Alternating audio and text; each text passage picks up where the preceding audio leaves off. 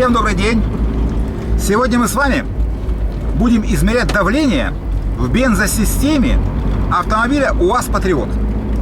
Узнаем, чем можно измерить, узнаем, как можно измерить, какое правильное давление, какое неправильное давление, ну и так далее. Дальше все о плану. Все те из вас, кого интересует эта тема, пожалуйста, переходите по ссылке в описании и приятного просмотра. Жду вас на канале.